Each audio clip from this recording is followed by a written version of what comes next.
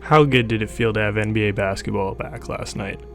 I mean, we're 4-5 months removed from having it, and honestly, just being able to sit back there last night and relax and just kind of take it all in was one of the more special feelings, honestly, of my life. I mean, basketball and sports are pretty much everything for me, and being able to sit there and kind of take in having them back was a truly special thing that I'm going to remember for the rest of my life.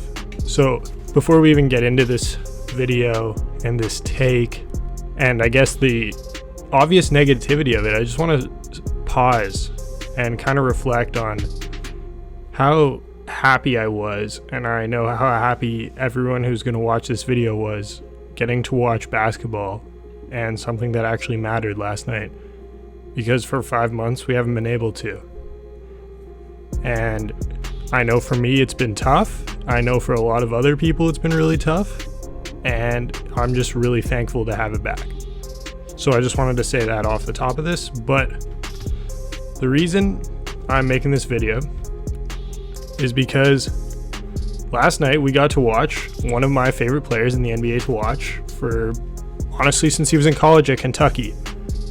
And the reason he's one of my favorite players to watch, and that is Anthony Davis, is because there are a few players in really basketball history, not even current NBA playing, that have the ability he has to do pretty much anything. I mean, we saw it last night. He was making his threes.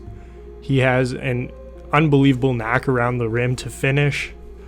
He has an ability to face up and drive that is really very reminiscent of maybe not really anyone at his position since Kevin Garnett. And yet, here we are once again with my consistent and constant problem with him. In through 3 quarters, he looks like, if not the best player in the world, one of the 3 or 4. And in the 4th quarter, he just disappears. And I think people really struggle with this, because how can someone look so great for the first 3 quarters and have us not think that they're great, and then just completely disappear when the game matters most? But there we were. The Clippers literally don't have a big man on the floor. They have JaMychal Green guarding him, and he touched the ball twice in the last 5 minutes on offense. How is he not demanding the basketball?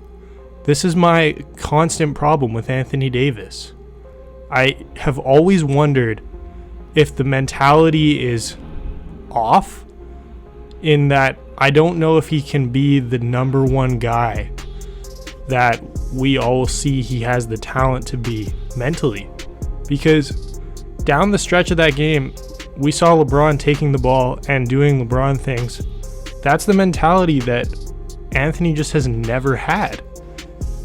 And it's a huge struggle, because for someone as talented as he is, there's just this lack of reaching his full potential that's frustrating and difficult and irritating to watch, because it's so close and it's so there and it's so special, but he just won't get there.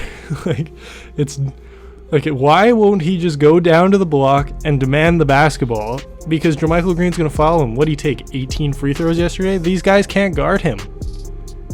And if I was LeBron, honestly, I'd be frustrated, because Anthony Davis is the key to this team winning an NBA championship. LeBron's going to do LeBron things. We know what LeBron's going to do. LeBron's been doing LeBron things for 17 freaking seasons. He's going to be LeBron James. But when LeBron wins a championship, it's when his supporting cast, his teammates, step up and fill the void, because this is a team sport. We saw it in 2016 with Kyrie. We saw it in Miami with Dwayne and Bosh and those boys. And here we are.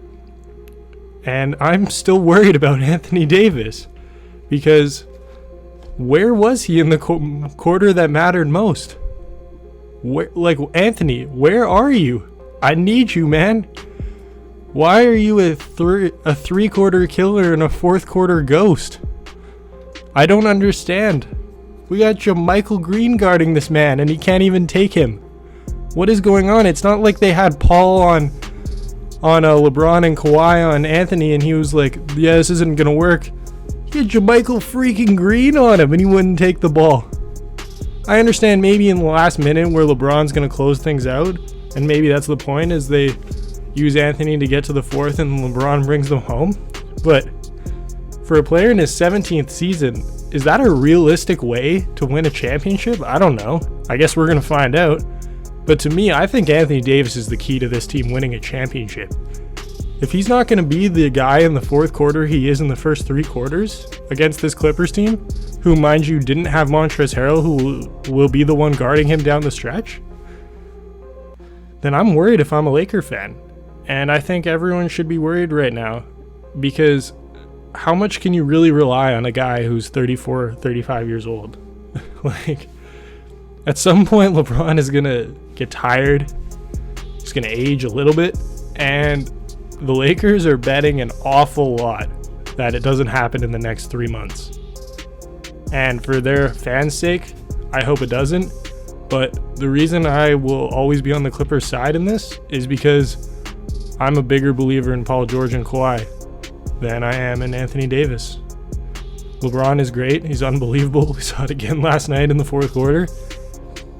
But in the nut crunch moment, Anthony Davis disappeared. And we're 8 years in of this, and it's nothing new.